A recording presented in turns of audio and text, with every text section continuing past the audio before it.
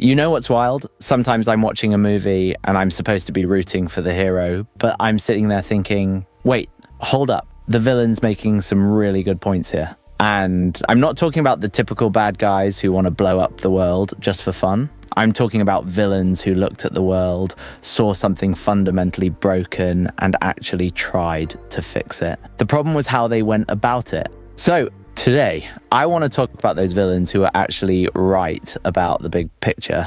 They just chose the worst possible way to handle it. These are the characters that make you uncomfortable because deep down, you know they're not totally wrong. Let's start with Eric Killmonger from Black Panther, because this guy essentially won the philosophical argument of the entire movie, and I completely stand by that. Here's the thing about Killmonger. He wasn't just some angry guy with daddy issues. Well, okay, he definitely had daddy issues, but that's not the point. The point is, he was abandoned by the most technologically advanced nation on Earth and left to grow up in Oakland, watching his people suffer, while Wakanda, with all its solutions, did absolutely nothing. But let's dig deeper into what Wakanda's isolationism actually meant. We're talking about a nation with vibranium-powered technology far beyond the rest of the world. They had medical advancements that could have cured countless diseases, agricultural innovations that might have improved food security, and defensive capabilities that could have protected vulnerable populations. Instead, they chose to hide behind a holographic barrier while the transatlantic slave trade happened, while European empires carved up Africa, while generations of black people around the world suffered under systemic oppression from segregation to apartheid. Wakanda had the power to intervene, and they chose not to. Killmonger's childhood in Oakland wasn't just tragic, it was shaped by Wakanda's decision to turn its back on the outside world. His father, Njobu, saw the suffering of African people around the world and tried to smuggle vibranium weapons to help oppressed communities fight back. For that, he was killed by his own brother, King T'Chaka. So, Killmonger grew up alone, watching his community struggle with poverty, violence, and systemic racism, all while knowing that his father's homeland could have helped, but didn't. When Killmonger finally reaches Wakanda, he doesn't just challenge their politics. He challenges their entire worldview. He forces them to confront the consequences of their choices. Every person who died in slavery, every family broken by colonialism, every community suffering under oppression. Wakanda could have helped, and it didn't. His museum scene captures this anger and insight perfectly. Looking at stolen African artifacts in a Western museum, he asks the curator, "How do you think your ancestors got these? You think they paid a fair price? Or did they take it like they took everything else?" That's not just rage, that's historical truth. And you know what's wild? The movie basically validates his argument. T'Challa's entire character arc revolves around realizing that Killmonger was right, that Wakanda's isolation was morally indefensible. By the end of the film, T'Challa opens up Wakanda's borders, establishes outreach centers, and starts sharing their knowledge with the world. Exactly what Killmonger had demanded. Even T'Challa's speech at the United Nations echoes Killmonger's message. But in times of crisis, the wise build bridges, while the foolish build barriers. That's a direct rejection of Wakanda's old ways. Where Killmonger went wrong was in believing that liberation had to come through violence and domination. His plan to arm oppressed people around the world and spark a global uprising would have caused chaos and massive loss of life, likely making things worse for the very people he wanted to save. But his diagnosis of the problem, his outrage at Wakanda's silence, he was absolutely right.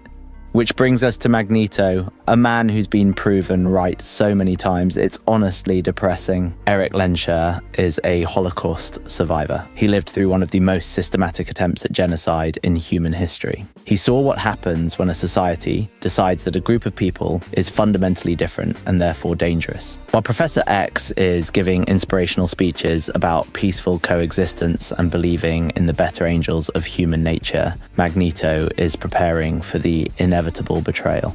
And the thing is, he's always right.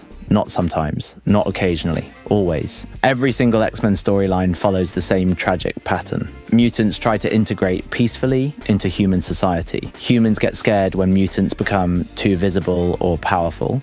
Persecution begins. Some mutants fight back. Humans point to the violent mutants. As proof that all mutants are dangerous, persecution escalates and the cycle continues. In Days of Future Past, we see a timeline where this pattern reaches its logical conclusion. Mutants are hunted to near extinction by Sentinels, giant robots designed specifically to identify and kill anyone with the X gene. But it doesn't stop there. The Sentinels eventually start targeting humans who might carry mutant genes, or who help mutants, or who simply oppose the program. The persecution machine, once started, becomes impossible to control. The Weapon X program represents another aspect of human-mutant relations that validates Magneto's fears: the systematic kidnapping, torture, and experimentation on mutants to create living weapons. Wolverine, Deadpool, and dozens of other mutants were victims of this program, which operated with government backing and funding. What makes Magneto's position so compelling is that he's not paranoid. He's pattern recognition personified. He looks at human history and sees the same story repeated over and over. Fear leads to persecution, persecution leads to violence, and violence leads to genocide. The only variable is how long it takes. Professor X's dream of peaceful coexistence is beautiful and noble, but it requires humans to overcome their fundamental fear of the other, their tendency toward tribalism, and their history of responding to perceived threats with violence. Xavier believes in human potential. Magneto believes in human nature. And here's the uncomfortable truth. Magneto's approach sometimes works. When he demonstrates that mutants are not helpless victims, when he shows that persecution will be met with retaliation, human governments often back down. The threat of mutant retaliation creates a balance of power that peaceful protest alone couldn't achieve. He's not Xavier's philosophical opposite. He's the stick that makes Xavier's carrot approach possible. Maybe humans only listen to peaceful voices when there's a more militant voice standing behind them, making it clear what the alternative looks like. Magneto doesn't hate humans because he's evil.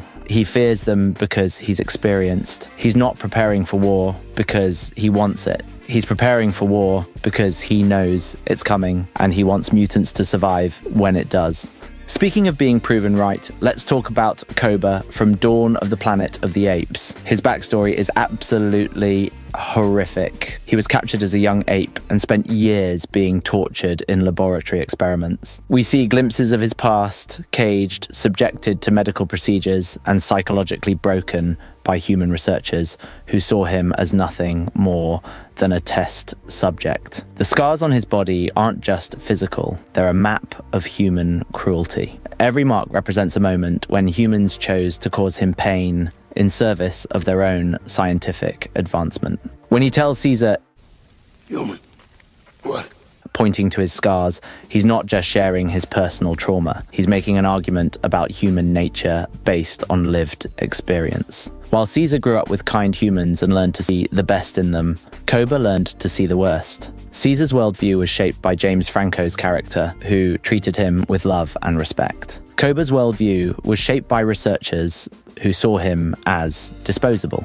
When the apes first encounter the human survivors in the forest, Caesar wants to help them. He believes that peaceful coexistence is possible because that's what his experience taught him. But Koba immediately recognizes the threat because his experience taught him that humans will always prioritize their own survival over the welfare of other species. Koba's paranoia seems excessive to Caesar and the other apes, but his predictions keep coming true. He warns that humans will want the apes' territory once they realize how organized and intelligent the ape society has become. He predicts that humans will see the apes as a threat that needs to be eliminated. He argues that showing mercy to humans will be interpreted as weakness. Every single one of these predictions proves accurate in War for the Planet of the Apes. The human military doesn't just want to coexist with the apes, they want to eliminate them entirely. They hunt down apes, capture them for slave labor, and plan to wipe out the species. Caesar's attempts at peaceful resolution are met with betrayal and violence. The most tragic part is that Koba's methods, framing humans for Caesar's assassination, attacking the human settlement, starting open warfare, were terrible and counterproductive. But his strategic assessment was flawless. He understood that the conflict was inevitable and that the apes' only chance of survival was to strike first, while they still had the advantage of surprise. Koba wasn't starting a war because he wanted one. He was starting it because he recognized that humans had already decided to fight, even if they hadn't admitted it yet. The tragedy of Koba is that his trauma made him right about the big picture but wrong about the solution. His understanding of human nature was accurate, but his response to that understanding created the very conflict he was trying to prevent. By attacking first, he gave humans the justification they needed to launch a full-scale war against all apes. But here's a question I often think about. If Koba had done nothing, if the apes had continued trying to coexist peacefully, would the outcome have been any different? Based on what we see in War for the Planet of the Apes, probably not. The humans were already planning to eliminate the apes. Koba's attack just gave them an excuse to do it openly. Now, I know what you're thinking. Are you seriously about to defend Darth Vader? And the answer is kind of. Look, I'm not defending the child murder. Obviously, that was bad. The genocide was bad. The choking people with his mind was bad. But hear me out on his political analysis, because Anakin Skywalker's critique of the Republic and the Jedi Order was surprisingly sophisticated. The Galactic Republic was fundamentally broken. It had been in decline for centuries, corrupt, bureaucratic, and ineffective. Senators were bought by corporate interests, the judicial system was paralyzed by politics, and the government couldn't even handle basic trade disputes. Take the Trade Federation's blockade of Naboo. It should have been a straightforward legal issue, one planet being blockaded by a powerful corporation. But the Senate couldn't act because the Trade Federation had too many allies. The system was too compromised to protect its own people. Meanwhile, the Jedi were supposed to be peacekeepers, but they'd become tools of this failing system. They preached non-attachment and peace, but led clone armies into battle. They claimed to serve the Force, but followed orders from politicians. That contradiction wasn't lost on Anakin. The Jedi's treatment of him made it worse. They expected him to risk his life for strangers, but reject love and attachment. When they asked him to spy on Palpatine, a father figure to him, they denied him the rank of master, despite giving him a seat on the council. They wanted his loyalty, but not his trust. Anakin was powerful enough to be valuable, but not trusted enough to be respected.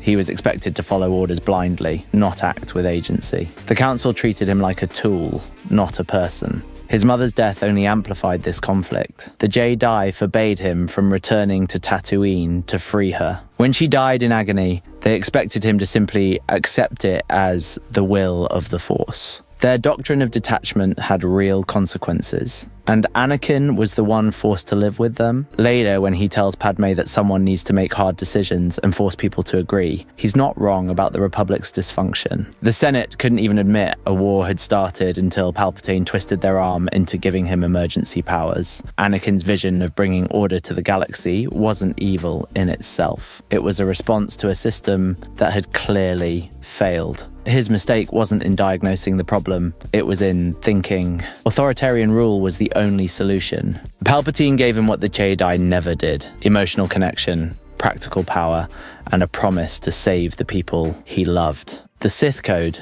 peace is a lie, there is only passion, spoke directly to the frustration the Jedi had forced him to repress for years. When he tells Obi-Wan, "If you're not with me,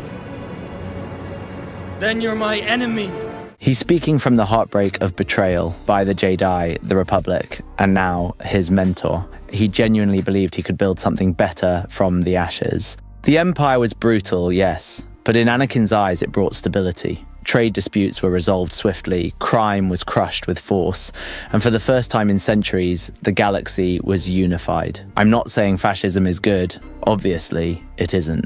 But Anakin's frustration with democratic paralysis and institutional corruption resonates because these are real problems that democracies struggle with. Sometimes democratic systems do become so dysfunctional that people start looking for alternatives, even authoritarian ones. Finally, let's talk about Agent Smith from The Matrix, because this is where things get really uncomfortable for me. Most people see Smith as this cold, calculating program who wants to destroy humanity, but when you actually listen to what he's saying, and I mean really listen, he's basically giving humanity the most brutal performance review in cinematic history.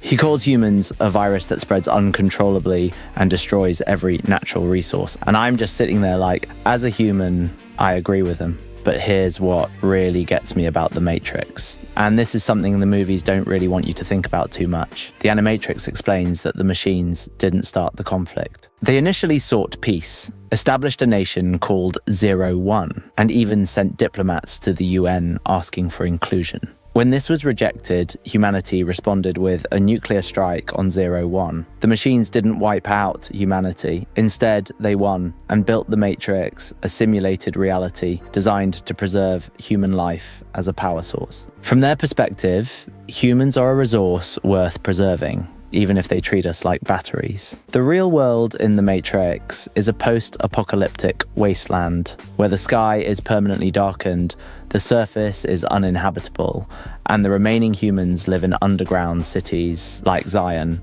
constantly fighting a war they can't win. They survive on processed protein that looks like snot, live in fear of constant machine attacks, and endure an existence defined by struggle and suffering. But inside the Matrix, people have careers they find fulfilling, relationships that bring them happiness, art, music, literature, good food, and comfortable homes. They experience joy, love, accomplishment, and meaning. Sure, it's simulated, but the experiences feel real to them. So here's the philosophical question that keeps me up at night.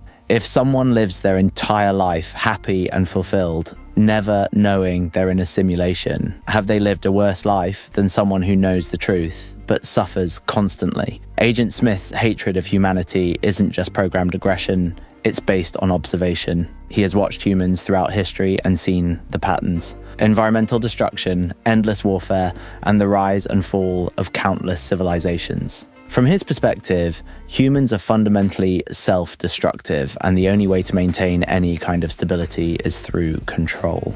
When he tells Morpheus that the first Matrix was designed as a perfect world, but humans rejected it because their minds couldn't accept the programming, he's making a point about human psychology. Humans seem to need conflict and struggle to feel authentic. They'll choose suffering over contentment if it means feeling real. Smith isn't fighting for power or personal gain. He's fighting for order because humans have proven they can't manage their own world without destroying everything, including themselves. He's essentially arguing that free will is incompatible with long-term survival, at least for humans. I'm not saying totalitarian control is good, obviously.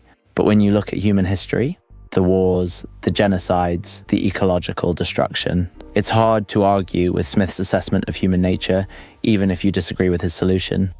Here's the thing about all these villains.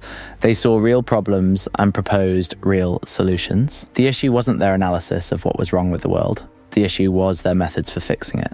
They show what happens when real problems are handled the wrong way, when correct observations lead to incorrect conclusions. Let me know in the comments, are there any villains you think were actually right about their core arguments? And as always, thanks for watching. I'll see you in the next one.